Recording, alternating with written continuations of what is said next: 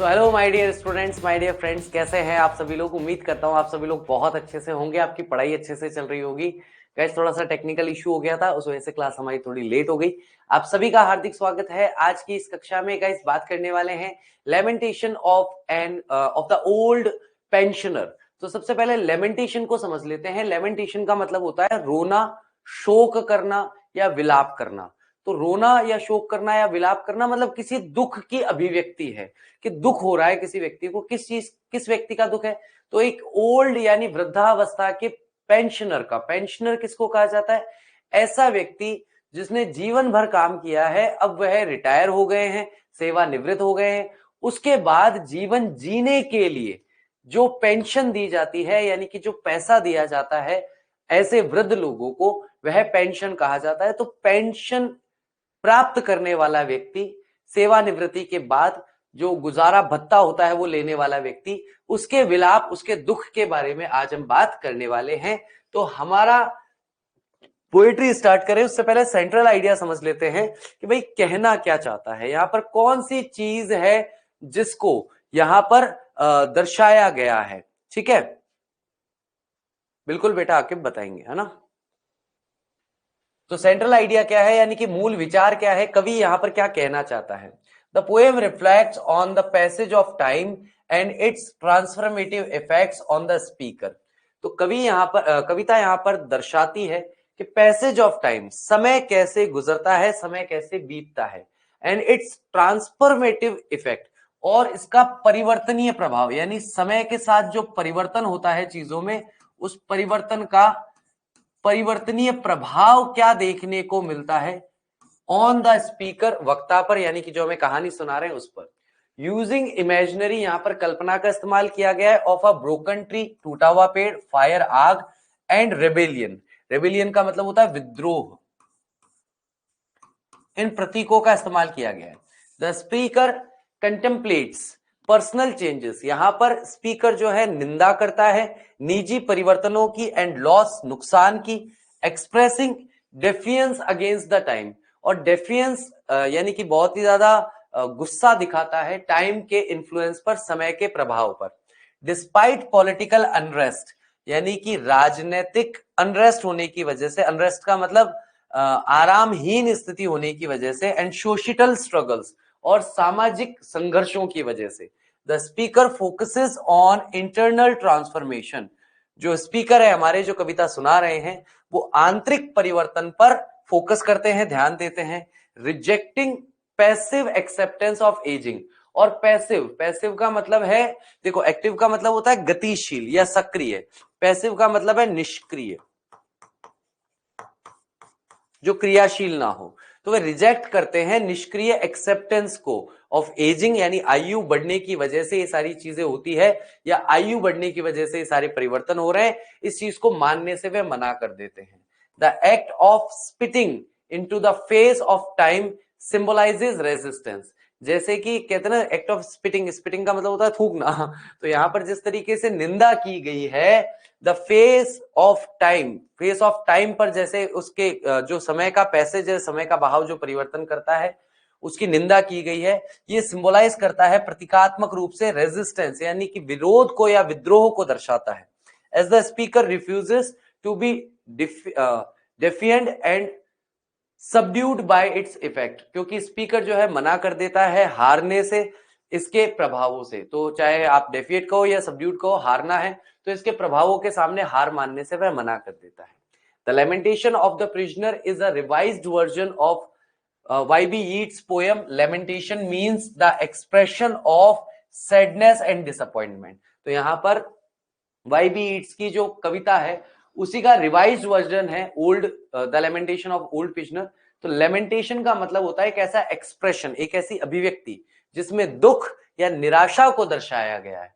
Where as वहीं पर pensioner, pensioner का मतलब क्या है? Means a person who has got retirement from his active life, यानी एक ऐसा आदमी जिसे रिटायरमेंट या सेवानिवृत्ति मिल गई है अपने सक्रिय जीवन से। The poem lamentation of old pensioner is all about the feelings of regret. और ये जो कविता है the lamentation of old prisoner, ये रिग्रेट की भावनाओं को दर्शाता है, ग्रीफ, गहरे दुख की भावना को दर्शाता है, डिसअपॉइंटमेंट, निराशा की भावना को दर्शाता है। Expressed by a retired old man, जिसे एक्सप्रेस किया गया है एक रिटायर्ड सेवानिवृत्त वृद्ध व्यक्ति के द्वारा। हु फाइंड्स हिज चार्म, जिसे अपना आकर्षण, अपनी ऊर्जा और अपनी सुंदरता जो है वह उसे पाता है। ऑफ हिज यूथ, जो कि उसके जवानी के समय में थी। Robbed by the टायरेनी of time, यानी कि समय का जो निरंतर बहाव है, पागलपन जो है, उस समय के पागलपन ने उसके युवावस्था का जो आकर्षण था, जो ऊर्जा थी, जो काम करने की क्षमता थी, उसे छीन लिया है। सिंबलाइजेस का मतलब होता है कि ये प्रतीकात्मक रूप से दर्शाता है, प्रतीक के रूप में, सिंबल या साइन के रूप में दर्शाता है। विलियम बटलर यीट्स, जिसे हम WB यीट्स के नाम से भी जानते हैं, 1865 में इनका जन्म हुआ है। 1939 के अंदर इनका परमपदीय मृत्यु हो गई थी। ये आयरलैंड के रहने वाले एक पोएट है, इसलिए इन्हें आयरिश पोएट कहा गया है, और ड्रामेटिस्ट यानी कि नाटककार कहा गया है। Was awarded the Nobel prize for literature in 1923, और इन्हें नोबेल प्राइज दिया गया था साहित्य के लिए 1923 में। He worked incessantly for Irish independence, इन्होंने बिना रुके अथक प्रयास किया है आयरलैंड की स्वतंत्रता के लिए।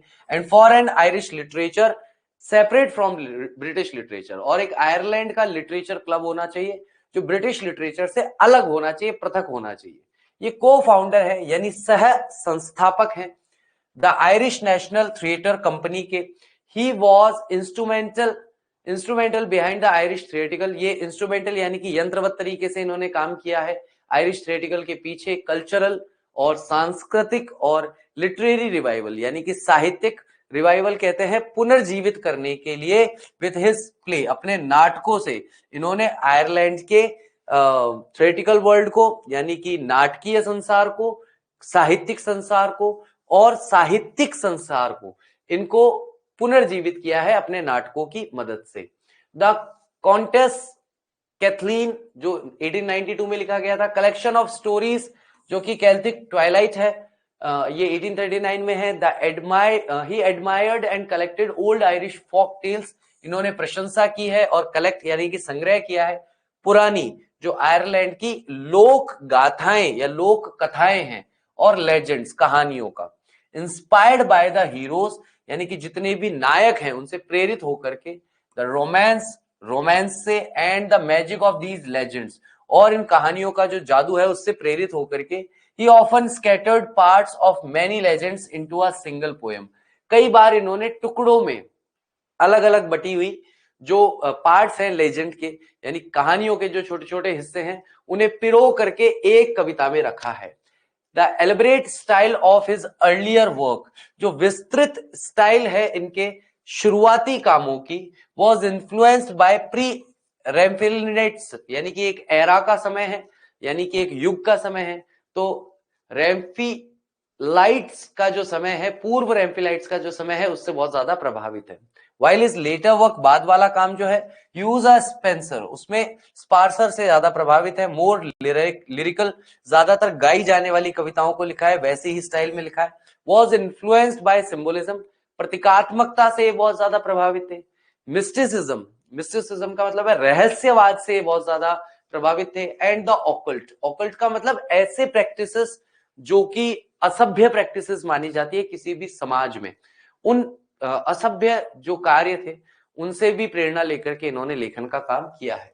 His best note collection for the period are the tower and the winding stair, और इनके जाने माने जो संग्रह हैं अपने उनके समय के, वो है the tower, the winding stair, the poem, और ये जो कविता है इस पोएम में the lamentation of the old prisoner, जो 1939 में लिखी गई है, which is a revised version of Yeats earlier poem the old pensioner. तो 1890 में इन्होंने एक कविता लिखी थी द ओल्ड पेंशनर, उसी की प्रेरणा से इन्होंने वापस एक और इसका नया वर्जन बनाया था। Presents the poets reminiscence of his young life, तो यहां पर पछतावा या पुराने अपने युवा जवानी के समय की याद करते हुए कवि को दर्शाया गया है। His young life which become more agonising, जो उनके जवानी का समय था, जो और ज्यादा जोशीला समय था। When he looks at his present state, ये इनको और ज्यादा दुखी, निराश या परेशान कर देता है जब ये अपनी वर्तमान की स्थिति को देखते हैं।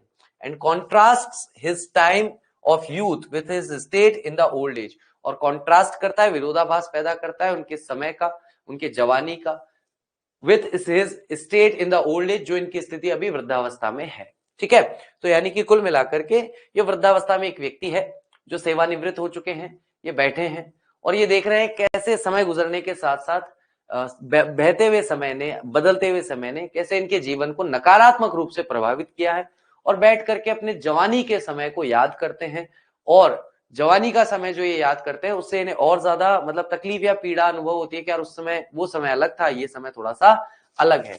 तो बेसिकली क्या है, उस समय की तो तारीफ करते हैं और वर्तमान का जो समय है उसकी निंदा कर रहे हैं। ये चीज यहां देखने को मिलेगी। Although I shelter from the rain, हालांकि ऑल्दो का मतलब क्या होता है, जबकि या हालांकि बोल सकते हो आप। हालांकि मैं शरण लेता हूं, आई शेल्टर फ्रॉम द रेन, बरसात से मैं शरण लेता हूं, अंडर अ ब्रोकन ट्री, एक टूटे हुए पेड़ के नीचे। My chair was nearest to the fire, और मेरी कुर्सी जो है वह आग के बिल्कुल पास में है। इन एवरी कंपनी, हर एक साथ में, हर एक सहयोग में, दैट टॉक्ड ऑफ लव और पॉलिटिक्स, जहां पर बात की जाती है प्रेम की या राजनीति की, यानी कि जहां पर सामान्यतः या तो प्रेम की बातें होती है या राजनीति की बातें होती है। एर ए टाइम ट्रांसफिगर्ड मी, और समय से पहले ही इस चीज ने मुझे ट्रांसफिगर कर दिया है, इसने मुझे परिवर्तित कर दिया है, यानी इस बहते हुए समय ने समय से पहले ही मुझे परिवर्तित कर दिया है, मेरे अंदर परिवर्तन ले आया है। The speaker sat nearest to the fire, speaker यानी कि यहां पर जो हमें कहानी सुना रहे हैं वह आग के सबसे करीब बैठे हैं, अंडर द ब्रोकन ट्री, एक टूटे हुए पेड़ के नीचे बैठे हैं, in every company that discussed, हर उन लोगों के साथ, हर उन लोगों की कंपनी में, यानी हर लोगों के साथ बैठे हैं जो डिस्कस करते हैं प्रेम को या पॉलिटिक्स को। But time has disfigured him, लेकिन टाइम ने जो है उन्हें पूरी तरीके से बिगाड़ दिया है, बिगड़ गया उसका, उनका शरीर, सब चीजें बिगड़ गई है। And so he keeps away from this company, और इसीलिए वह इस साथ से, इस सहयोग से दूर रहते हैं। Though he still takes shelter under a broken tree, हालांकि वे अभी भी आश्रय लेते हैं, सहारा लेते हैं एक टूटे हुए पेड़ के नीचे, to save himself from the rain, अपने आप को बरसात से बचाने के लिए। The speaker expresses his agony, अपनी पीड़ा को, यानी कि स्पीकर यहां पर अपनी पीड़ा को दर्शाते हैं, over the change of time, समय के परिवर्तन के साथ, विच हैज डिसफिगर्ड हिम, जिन्होंने उसके पूरे शरीर को, मानसिकता को खराब कर दिया है। He has lost his attractive appearance, एक समय में ये जो हमारे कवि हैं, मतलब जो वक्ता हैं, ये दिखने में बहुत ही आकर्षक हुआ करते थे। तो वो जो आकर्षक आप कह सकते हो पर्सनैलिटी थी, एक आकर्षक जो पर्सनैलिटी थी वह अब पूरी तरीके से खो चुकी है, बदल चुकी है। सेकंड स्टैंजा कहता है, दो लेड्स आर मेकिंग पाइक्स, हालांकि लड़के, छोकरे, अब जो नए लोग हैं, जवान लोग हैं, वो अभी भी हथियार, नुकीले हथियार बना रहे हैं, अगेन, फिर से, फॉर सम कॉन्स्पिरेसी, कुछ षड्यंत्र या कुछ साजिश या कुछ योजना को करने के लिए, यानी कि अब जो जवान लोग हैं वे फिर से स्पाइक्स बना रहे हैं, एक तरीके का भालानुमा चीज बना रहे हैं जो हथियार की तरह इस्तेमाल किया जाएगा उनके षड्यंत्र में, उनकी कॉन्स्पिरेसी में, उनकी योजना में। एंड क्रेजी रास्कल्स, और ये पागल, दुर्बुद्धि वाले लोग, दुर्जन लोग, बदमाश लोग, रेज देयर फिल, यानी कि वह रेज से, अपने गुस्से से, अपने क्रोध से वे भर देंगे एट ह्यूमन टायरिनी, यानी कि इंसानों का दमन कर देंगे, इंसानियत मानवों की हत्या करेंगे। माई कंटेम्पलेशंस, मेरी चिंताएं जो है, आर ऑफ टाइम, वे समय की चिंता है, दैट हैज ट्रांसिफाइड मी, जिसने मुझे परिवर्तित कर दिया है। यानी कि मैं अगर आज जवान होता तो मैं इन लड़कों को ये सब नहीं करने देता, लेकिन ये लड़के जो अब जवान लड़के हैं ये हथियार बना रहे हैं और इन हथियारों से ये साजिश करेंगे, षड्यंत्र करेंगे और लोगों की हत्या करेंगे। समय ने मुझे बदल दिया है। दोबारा से यही बात कहते हैं, the speaker says that some notorious young persons are making some sharp pointed weapons.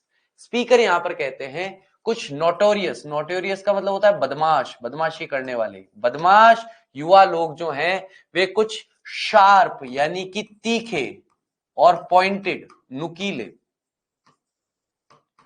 तीखे नुकीले हथियार बना रहे हैं। They have planned to use it for the victimization of good people, और उन्होंने योजना बनाई है कि वे विक्टिमाइजेशन करेंगे, यानी कि वे क्या करेंगे, वे शिकार करेंगे कुछ अच्छे लोगों का। He deeply thinks over human torture by them, और वह गहराई से सोचते हैं कि कैसे बाकी के इंसानों को ये जो बदमाश लोग हैं ये कैसे टॉर्चर करने वाले हैं, कैसे उनका उत्पीड़न करने वाले हैं, कैसे उनको पीड़ित करेंगे। He also realizes that time has completely changed his appearance, और वह ये भी महसूस करते हैं कि समय ने उनके अपीरियंस को, अपीरियंस मतलब जैसे वे पहले के समय में ताकतवर, लंबे चौड़े, मजबूत दिखते थे, अपीरियंस को भी बदल दिया है। The speaker is highly disappointed to see the inhuman deeds. Speaker यहां बहुत ज्यादा निराश है जब वे अमानवीय कृत्य देखते हैं जो कुछ खराब युवा लोगों के द्वारा किए जा रहे हैं। He is also disparted that time has transfigured him, और वे इस बात से भी घृणा करते हैं कि समय ने उन्हें बदल दिया है। And now he has nothing but contemplation over the matter. अब उनके मन में इस पूरे मुद्दे को लेकर चिंता, चिंतन, विचार के अलावा कुछ भी नहीं हो सकता, यानी चिंता करने के अलावा, चिंतन करने के अलावा, विचार करने के अलावा कुछ और वे कह ही नहीं सकते, क्योंकि अब उनकी आयु नहीं है, उनके हाथ पैरों में उतना बल नहीं है, शक्ति नहीं है। The speaker is highly disappointed to see the inhuman deeds performed by some nasty young man. He also disparted that disfigured him and now has, ये चलो हो गया कंप्लीट है ना, ये सेकंड टाइम आ गया। एक सेकंड इसको हटा ही देते हैं ताकि तुम्हें बाद में परेशानी ना आए। चलिए नेक्स्ट इसके अंदर हम लोग देख रहे हैं third stanza. There's not a woman turns her face upon a broken tree. कोई एक भी महिला ऐसी नहीं होगी जो पलटकर इस टूटे हुए पेड़ को देखेगी। वे टूटा हुआ पेड़ स्वयं के लिए कह रहे हैं कि भाई कोई भी ऐसी महिला नहीं होगी जो टर्न्स हर फेस, अपना चेहरा हमारे जैसे बूढ़े ठाढ़े लोगों के पीछे या हमारे जैसे वृद्ध या बूढ़े लोगों को देखने के लिए अपना चेहरा पीछे मोड़ेगी। And yet the beauties that I loved, और फिर भी वे सुंदर स्त्रियां दैट आई लव्ड, जिन्हें मैं प्यार करता था, आर इन माई मेमोरी, वे मेरे स्मरण में, मेरी यादों में है। आई स्पिट, मैं थूकता हूं, into the face of time, समय के मुंह पे, दैट हैज ट्रांसफिगर्ड मी, जिसने मुझे परिवर्तित कर दिया है। तो यहां पर वह अपने जवानी के टाइम को याद कर रहा है कि यार मैं जवान था, खूबसूरत महिलाएं मुझे मुड़कर देखती थी, कैसे मैं उनसे बहुत प्यार करता था, लेकिन मैं समय के चेहरे पर थूकता हूं जिसने मुझे इतना परिवर्तित कर दिया है, बूढ़ा कर दिया है, अब कोई सुंदर महिला मेरी ओर नहीं देखेगी। The speaker remembers the days when he was quite young. Speaker यहां पर उन दिनों को याद करते हैं जब वे काफी जवान थे। He had loved beauties around him, और अपने आसपास जो सुंदर युवतियां थी वे उनसे प्यार करते थे, स्पेशली विमेन, खासकर महिलाएं। Now not a single woman like to see him, अब एक भी ऐसी महिला नहीं है जो उन्हें देखना पसंद करे। Because he has become old, क्योंकि वे वृद्ध हो गए हैं। He is looking like a broken tree, क्योंकि वे एक टूटे हुए पेड़ की तरह दिख रहे हैं, लग रहे हैं, प्रतीत हो रहे हैं। As such he hates time, और इसी वजह से वे घृणा करते हैं समय से, अब, now, because it had transfigured him, क्योंकि उन्होंने उसे बदल दिया है। समय ने उस वृद्ध व्यक्ति के शरीर को, चाम को, आकर्षण को बदल दिया है। It has changed his appearance, इससे वो कैसे दिखते हैं ये भी बदल गया है। He is so much disgusted with the misdeed, ये वो बहुत ही ज्यादा डिस्गस्टेड यानी बहुत ही ज्यादा घृणित महसूस करते हैं उन सारे बुरे कार्यों से ऑफ टाइम जो समय ने उनके साथ किया है। That he spits on his face, कि वह कहते हैं कि मैं समय के चेहरे पर थूकता हूं। The speaker expresses his frustration, यहां पर वह अपनी घुटन या चिड़चिड़ाहट कह सकते हो आप,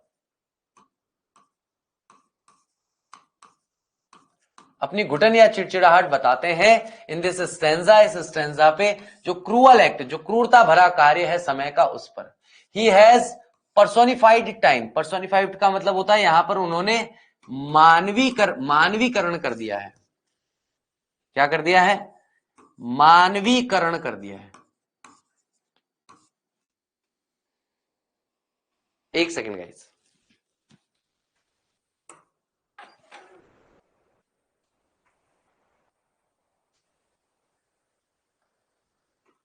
यहां पर मानवीकरण कर दिया गया है, यानी समय को वह इंसान मानते हुए बात कर रहे हैं। नेक्स्ट हम यहां पर बात करने वाले हैं समरी को लेकर के। समरी का मतलब है कि यहां पर हम बात करेंगे कि पूरी की पूरी जो कविता है उसका सारांश क्या है।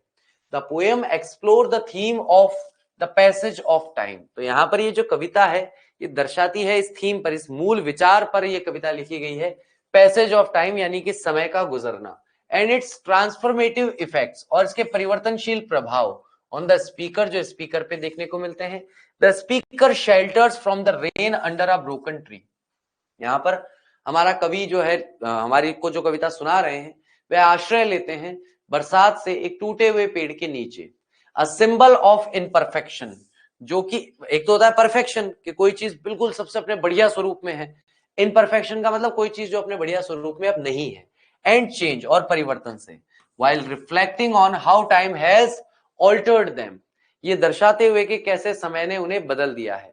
डिस्पाइट पॉलिटिकल अनरेस्ट, राजनीतिक उठापटक उथल पुथल होते हुए भी, वेयर रेबिलियस यूथ्स प्रिपेयर, जहां पर रेबिलियस का मतलब है विद्रोही जवान लोग जो है वो क्या कर रहे हैं, वो तैयार कर रहे हैं। किस चीज को तैयार कर रहे हैं?